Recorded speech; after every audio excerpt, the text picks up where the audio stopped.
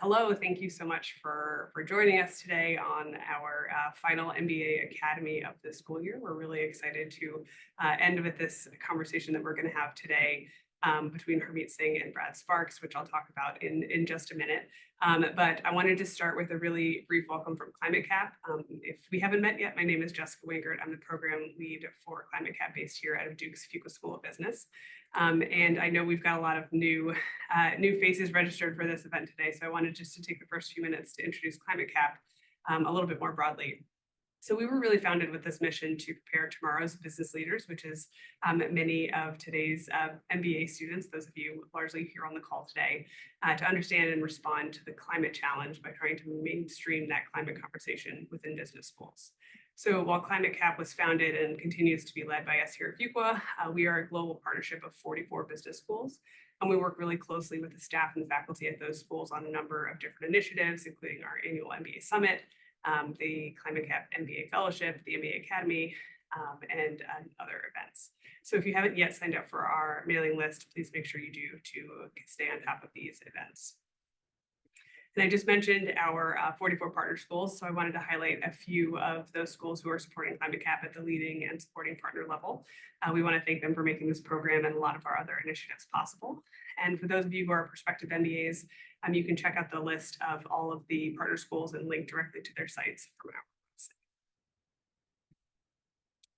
And hopefully you've heard of the ClimateCAP Summit by now, but if you haven't, this is our flagship event every year, bringing together hundreds of MBA students from around the country to network and learn about climate and business. Our next summit is going to be hosted by Berkeley Haas in late February of next year. And our most recent summit was hosted at Michigan's Ross School of Business last February, and the recording of all of those sessions are available on our website and definitely worth checking out. Next, I want to very briefly highlight the ClimateCAP MBA Fellowship, which empowers 12 fellows to become the next generation of climate leaders and change makers. So key elements of this fellowship include learning and development sessions, networking, and a self-directed climate action project, where students design and implement that project over the course of the year. Throughout the fellowship, they receive mentorship and attend cohort building activities. We will be opening up the applications for our next cohort in the fall of this year, likely in October, and you can find a lot more program information on the website. And a quick plug for a special upcoming session that we're having on May 16th at 1 o'clock Eastern. We're having a virtual learning session for prospective and incoming MBA students to connect directly with business educators around the ways that they can build skills and climate expertise during an MBA experience. You'll have a chance to network directly with representatives from some of those programs, and you can see the link on the bottom of the slide and also on our website if you're interested in registering for that. It's going to be really a great event. So please share with anyone who you know who cares also about climate and is interested in their MBAs. But to wrap up here, and the reason we're all here today, I wanted to mention that our MBA Academy virtual learning series does go on throughout the school year, and we're really excited to bring these thought leaders directly to you. Although this is our last session of the spring, you can visit our website to see the recordings of all of our past events, and we'll be kicking this series off again in September. But with that, the reason that we are all here today, I'm so excited to introduce our speakers today, Harmit Singh and Brad Sparks. I'm going to turn the conversation over to Harmit and Brad. Thank you so much for being here. All right. Thanks, Jessica. We had a little bit of a freeze and started to interject there in a minute, but hopefully we'll continue forward with the Zoom without any problems. So, as Jessica mentioned, I head up A4S, Accounting for Sustainability in the U.S., and really delighted today to speak with Harmit Singh, who is our co-chair of the A4S U.S. CFO Leadership Network. Been fortunate to work with Harmit for several years to think about how, in his role as Chief Financial and Growth Officer at Levi Strauss, he can further integrate sustainability within regular everyday decision-making in strategy and performance. So I think you'll gain some really unique insights from Harmit today and look forward to the conversation. Also to add, Harmit is very close to working with MBA students and teaches a course at Harvard Business School. They also have just produced a HBS case study on digital transformation and financial forecasting that was just released in February. So I know this area of working with MBA students and education is close to your heart, Harmit. So thank you again for joining today. Finally, as Jessica mentioned, we welcome questions from the audience. Please use the Q&A function that you see at the bottom of the screen to type in any questions. We will have some dedicated time near the end of the session for those, but also welcome questions to interject throughout the conversation. So with that said, Harmit, let's begin with kind of strategy and really thinking about, why is sustainability so integral to Levi Strauss and the strategy you've developed over time? Well, Brad, thanks for having me. Jessica, thanks for the wonderful introduction. I appreciate talking to, the students who are completing the MBA and folks who are going to change the world over time. Going back to Levi Strauss and our focus on sustainability, I humbly say that it's woven in our DNA. It's woven in the fabric. It started with Levi Strauss himself when he donated. Out of the first profits he made, he donated to charity, and so it's part of who we are. If you go back and look at our mission is to deliver profit through principles by making an outsized impact on the world. And simply stated, what it really means is it's not only important what we make, but how we make it. I think that's why a couple of years ago, Fortune, ranks companies, the top 50 companies that changed the world. And we were ranked, I think, for the second or third time, largely on the back of our marketing campaign, which is all about, buying better and way longer. It is, one can argue we're making the case that, you don't have to buy products as often because, we are worried about the planet, we're worried about landfills, et cetera. But it's all about, wearing products that are more sustainable.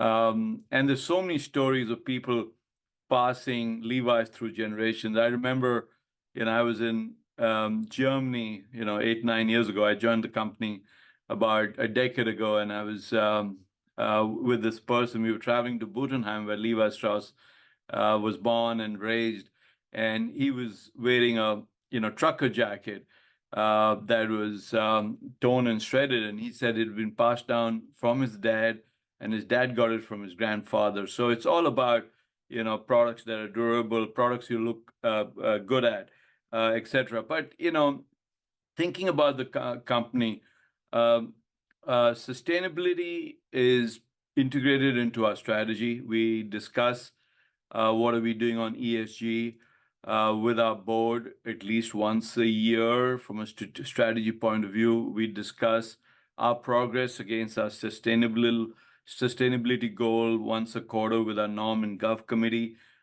We have science-based targets. We have a goal to get to net zero over time. And we are really going after things that are scarce in the world. Take water, for example.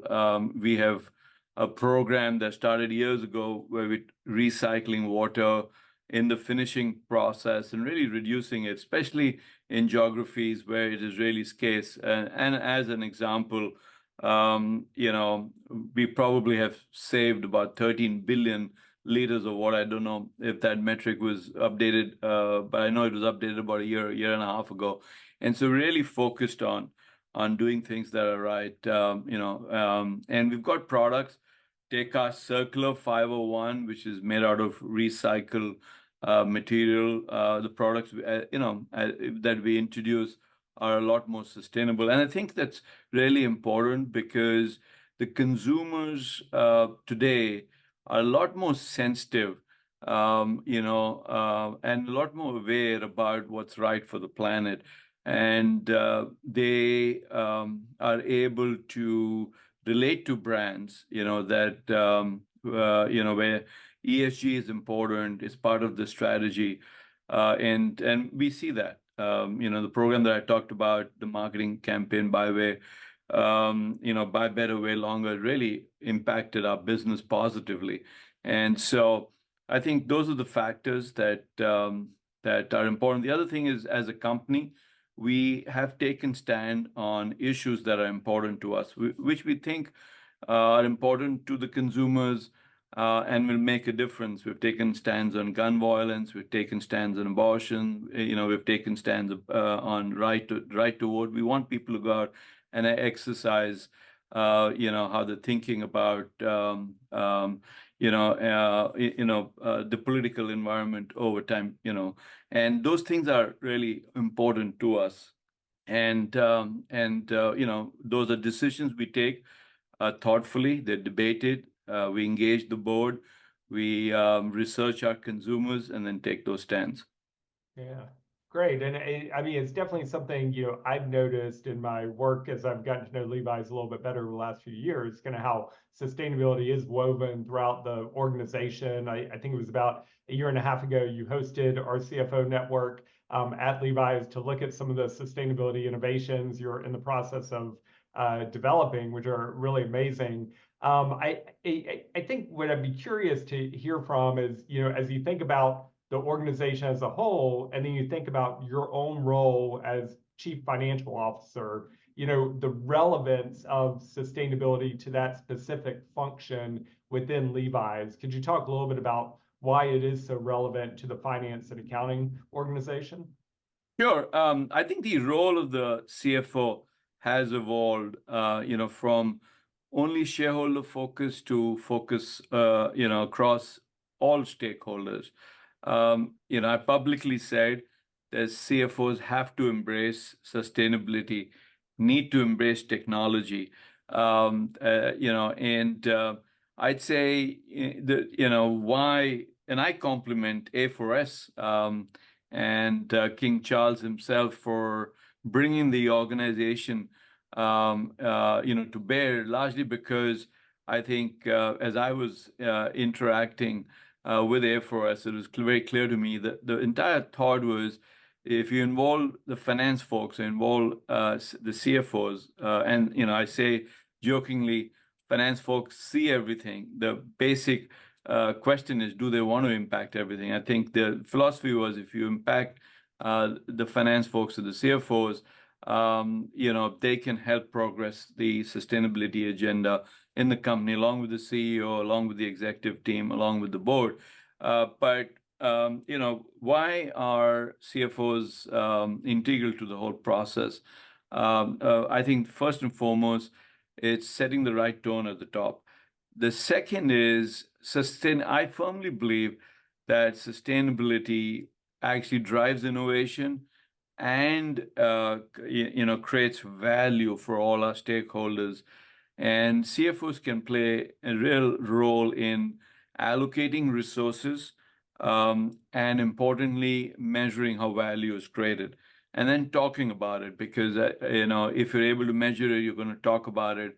You are going to create that awareness, around the organization and help allocate resources. I mean, efforts in sustainability, whether it's reducing carbon emissions, whether it is, reducing the use of scarce resources like water, takes time. You have to first invest, and then the payback happens, but you got to measure it, and then you got to make people aware. And that's why I'm a big believer on what is happening around sustainability reporting. We as an organization have a sustainability report that we publish, and we talk about the progress we're making and the impact we're making on the world. And so I think that's where finance people, CFOs, students, who are going to join the workforce, tomorrow, I think can make a big difference. And that's why I think, I've taken my own perspective on it. When I joined the company, I visited a lot of our manufacturing plants, and it was really heartening to see how we were making a difference in the local communities, and the fabric of towns and cities, and making a difference, ensuring that we're giving livelihood, but we're doing it the right way. We have a workers' well-being program where we, talk about driving, financial and health literacy for women workers around the world. And it's something that is really, makes a difference, makes an impact on people's lives. And I think that's what gets me really energized about this topic. Yep. Yeah, no, great. And I think, a lot of that resonates with what I hear from other CFOs within the A4S network, certainly, and beyond that. I think one of the things we're seeing, you referenced reporting, right, is that finance and accounting can really help improve the underlying robustness and quality of a range of sustainability related data, and use that to integrate within the strategy of the organization. So I know at Levi's, within your own finance and accounting team, right, you've done some structural changes over the last several years, even creating some new roles. Could you share a little bit about what that looks like structurally at Levi's? Sure, I can. And I actually, would like to call out A4S, for example, to really help me, because end of the day, one role or one person can't make the difference. You guys, through your workshops, you have an academy where you take people through, what are the different processes, whether it's capital allocation, whether it's reporting, whether it's best practice sharing, and your workshops. You've actually helped make people aware about how to drive sustainable practices through the organization and how is value really created. Going back to our organization, the person that actually joined your academy was our head of finance for our supply chain and distribution logistics. And he got a lot out of it. As regulatory organizations started standardizing reporting, SEC has come up with their rules. There's the CRSD, California has come up with their rules. What we thought it important is to create a controller role that really focuses on sustainable practices and reporting. We're working really closely with our Chief Sustainability Officer. We had a sustainability team. A couple of years ago, we elevated the role to a Chief Sustainability Officer reporting to our head of operations.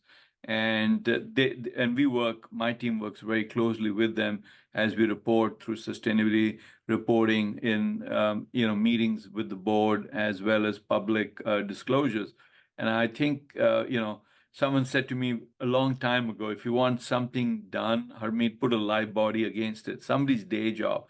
And that's what Amy, our controller, does, working with Lisa, who's our global controller, because ensuring that we're complying with regulatory practices, and also working with our Chief Sustainability Officer, Jeff Hogan, Pawan, who leads our finance supply chain team. I think just working across, it makes a big difference.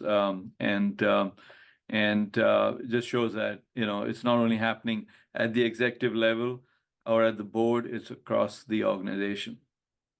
Yeah, I think, it's been interesting to kind of witness this development of this new title of ESG controller. It's definitely something that we've seen being created quickly across large companies, and many different types of sectors are adding this position. In fact, we created a new A4S Controllers Forum because there was this rapid growth in this area. And I think for students, it's kind of interesting to see how some of these job functions are evolving over time. I do see a few questions coming in the Q&A, so please continue to do that. I know one connected directly around how do you upskill companies, outside where Levi's is, and I think your reference to A4S workshops and the academy are good sources for that. I would encourage people to visit a4s.org to look at some of the materials that we do have available. So thanks for sharing your experience with that, Harmit. I know, one of the things that your team has worked on that they've shared with A4S a little bit on is, this activity you took, led by the finance and accounting team a few years ago, to look at the various sustainability related claims that were being publicly made by Levi's. And there's a lot of environmental and social kind of claims and statements that are being made. Certainly in parts of the world, there's been some backlash and concern about greenwashing. This has been a topic that companies are trying to carefully navigate. So can you share a little bit about that project that you undertook to really substantiate and understand the complex system of claims that a company like Levi's could be making? Yeah, no, and thanks for bringing it up. Again, doesn't happen in isolation. It happens through collaboration. I have I have this thing. I think I talked about it at Green Biz a couple of years ago. It's like a little pyramid. The foundation of the pyramid, this is about how do you drive sustainability awareness, reporting, culture in the organization. The base of the pyramid is the foundation. You need, very strong, sustainability group that wakes up every morning thinking about how to, drive sustainability. It's whether it is sustainable practices in supply chain, whether it's sustainable practices across communities that we touch, and how do we communicate that to our consumer? That foundation has to be rock solid. Then you take it up a level, which is the middle of the pyramid, which is where the sustainability group interacts with key groups across the organization. Finance plays a big role, and as the sustainability group came up with their objectives and their practices, my team had to step in and work with them and make sure that we were measuring the progress, so that we could start disclosing it, and importantly, working with them to identify where we needed resources, or we did not. The other team that's important is the marketing and the communication group, because you need to communicate to consumer, your various stakeholders. Employees really care about this. In fact, a lot of times they push us to take stand on issues. They because it's something that we've done for years, right? And it's important to them. A diverse organization is always a much better organization. And so, and it really starts, from the employee base. And so the communication team, the marketing team are the other, folks that you collaborate with. And the top of the pyramid is value creation, which is, the linking with strategy, which is, talking to the board, interacting with the Nom Gov committee, understanding how value is created across all stakeholders. And then, it's like a little bit of a flywheel. Once it starts, then, it becomes part of who we are. And say to your question about claims, that's really how we, collaborated with our supply chain folks and started, on that journey. And that's where now we have sustainability reports. We're getting ready to report against all disclosure needs that are coming across all different regulatory authorities around the world.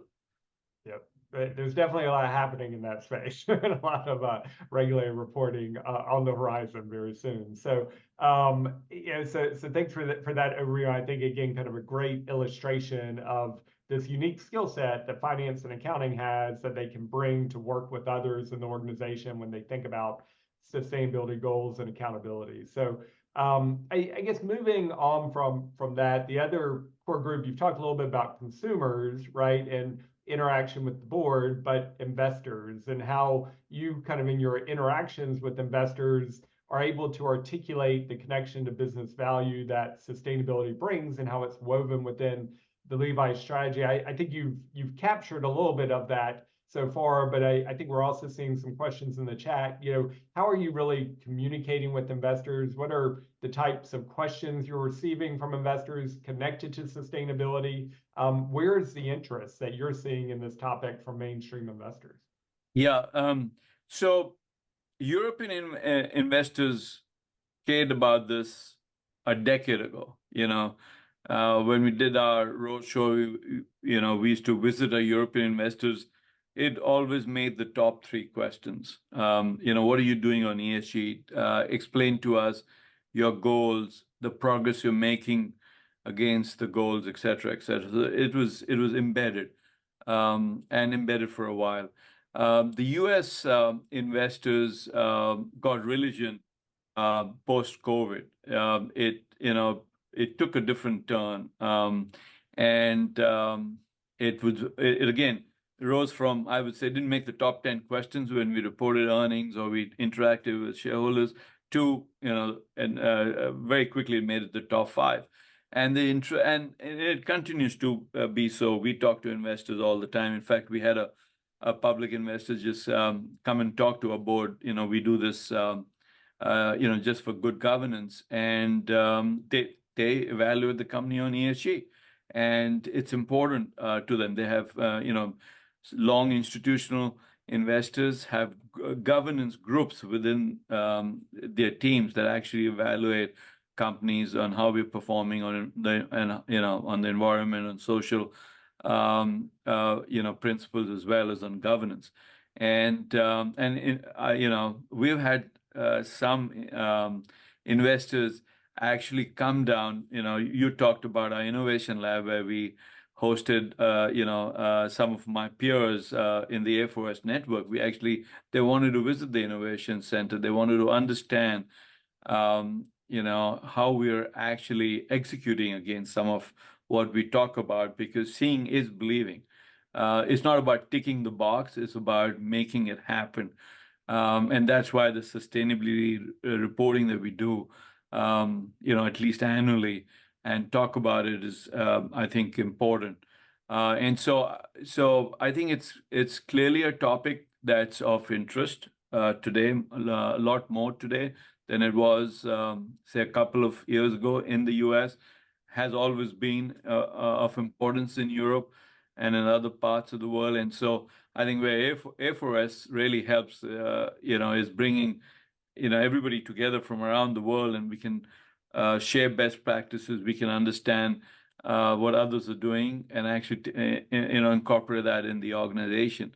And as part of the A4S organization, when I talk to my peers in conferences that you host, Brad, we exchange best practices, whether it is about how we execute or about strategies. And so I think, it's an area of interest that's growing, will continue to grow globally. And why not? It's the right thing to do. It's important that we protect our planet. It's important that we all build diverse organization. Diversity of thought is critical to grow the business and innovate. And I think, and being socially responsible as an organization, I personally believe allows us to connect with consumers around the world better and faster. Yep. Yeah. Great. Well, thank you for that. I think, what we definitely hear when we think about that investor engagement, right, where the CFO is uniquely positioned to talk about, the risk management side of it, the cost savings side of some sustainability innovations, and really the growth side and opportunity side, and how those three areas play together with a company's sustainability strategy is so key and of interest to investors. So let's just take a step back on the reporting piece, because it has come up a few times. I know there are always questions around this. There's lots happening, right, on reporting. If we look at in the US, the SEC has temporarily paused their climate disclosure rules. Those were designed to provide with investors with information that they need. Globally, the International Sustainability Standards Board has put together a set of sustainability-related disclosures, and within Europe, there's sustainability reporting that looks at both impact materiality and financial materiality. So beyond investors, thinking of others as well.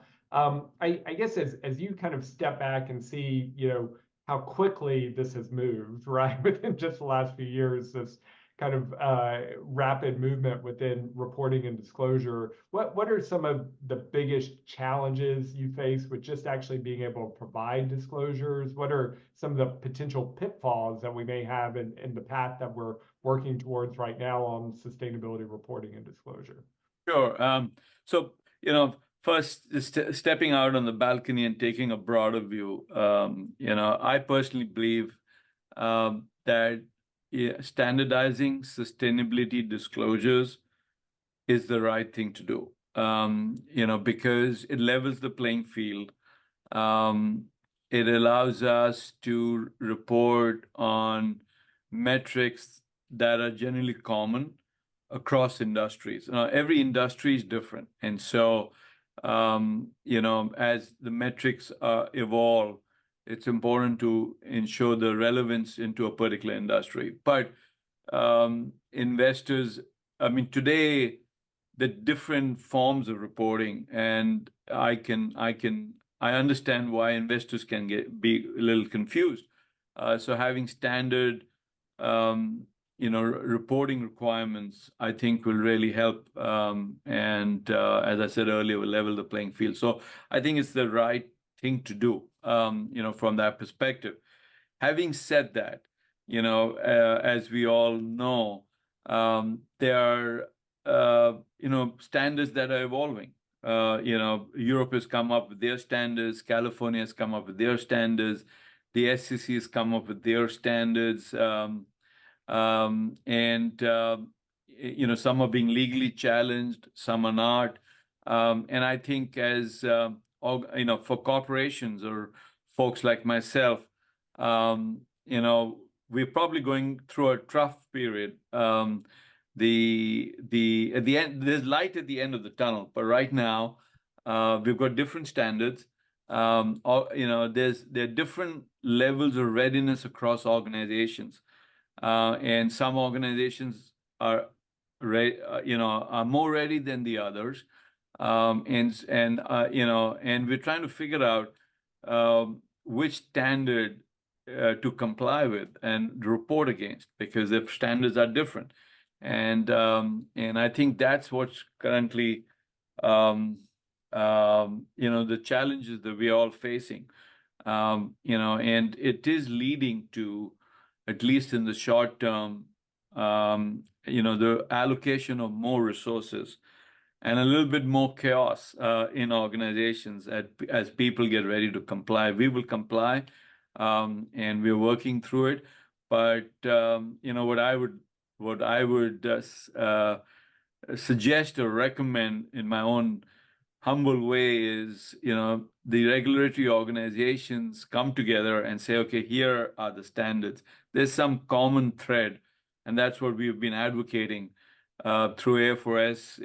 You get us to talk to regulators in Europe, in the US, et cetera, and that's what we, as CFOs, our plea is sit together, get alignment on the standards so that we can report on a common thread across the world. But in the short term, I think all of us are going through this challenge of different standards in different parts of the world. And what I worry about is, different countries coming up with their own standards, because everybody, the good news is everybody means well, right? Everybody believes this is the right thing to do. The bad news is, we probably have different standards, and for global companies like ours, it's going to become a little bit more difficult in the earlier years. But over time, I hope alignment happens, and we simplify, the outcome to investors, to all our stakeholders, and are able to report across standard requirements.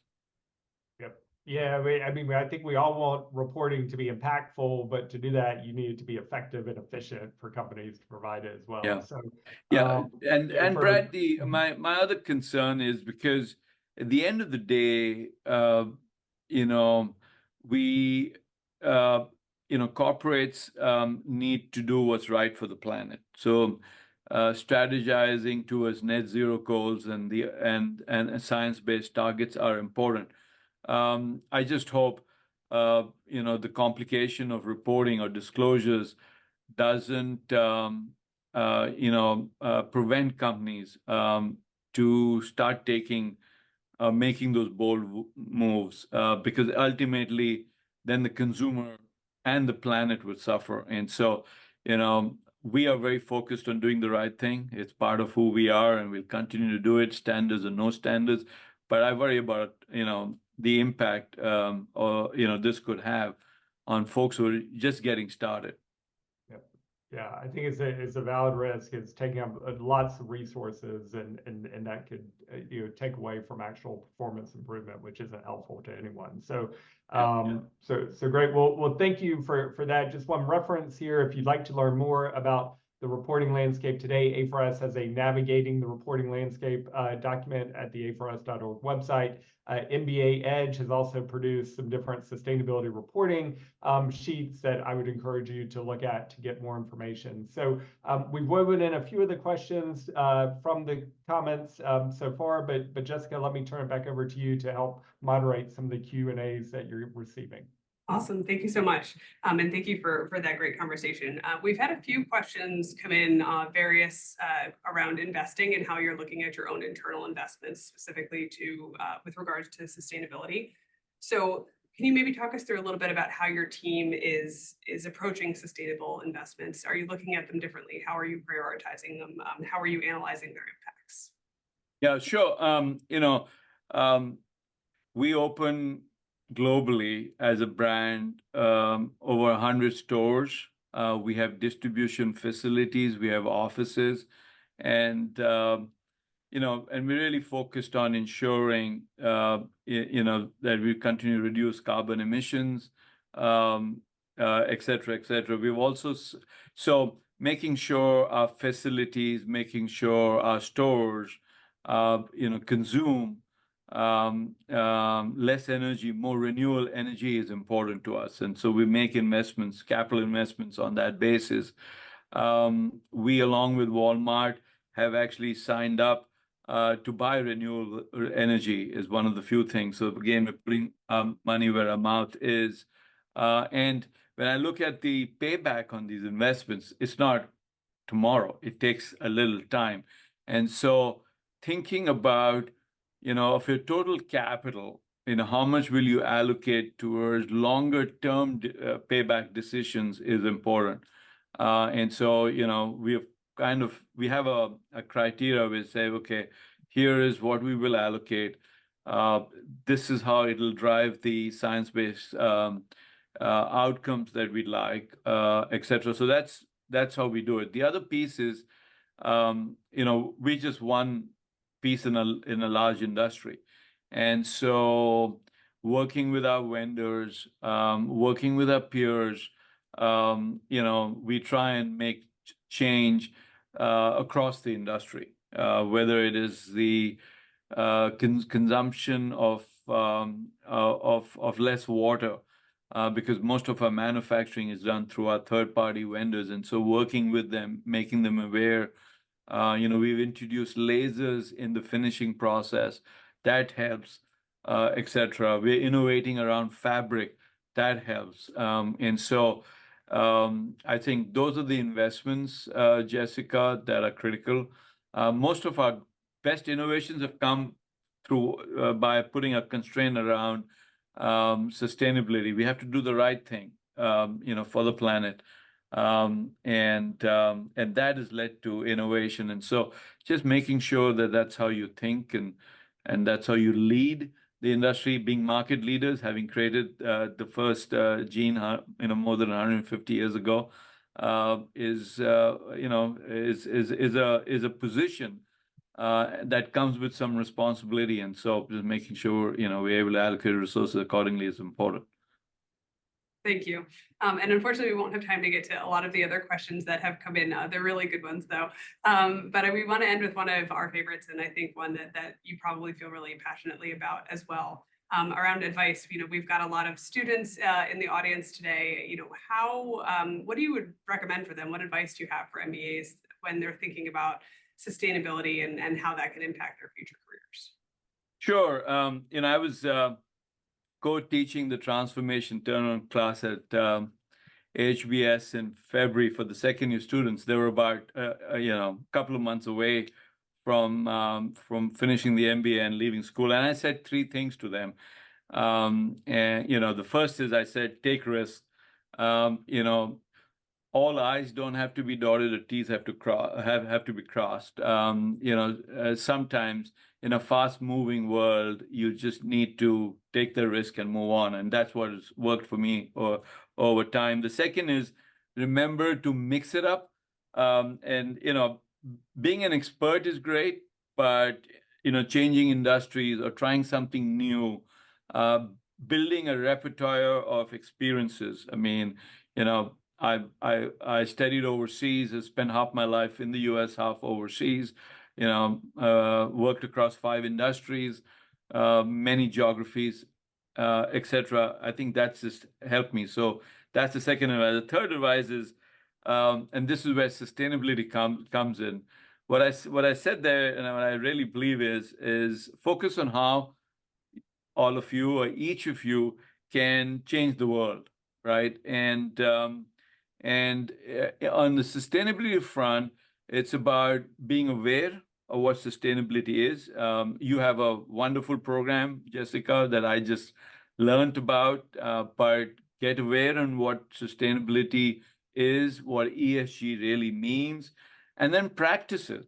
And then, vote for brands, like ours or other brands that you trust that are doing the right thing. And so I would just say, put your money where your mouth is, but, you will make a difference to the world, and you will change the world. And, we're confident and we cheer you on. That's wonderful. Thank you so much. I think that is a perfect place to end on optimism and opportunity. So I just want to thank both of you, Harmit, Brad. Thank you so much for that conversation, for the insights that you shared. I think this has been tremendously helpful for our audience, and we really just appreciate you making the time today to do that. So thank you very much. Thanks, Jessica. Thanks, Brad. Thank you. I'd also like to thank our attendees for joining us. And as a reminder, there's a lot of different ways to get involved with ClimateCAP.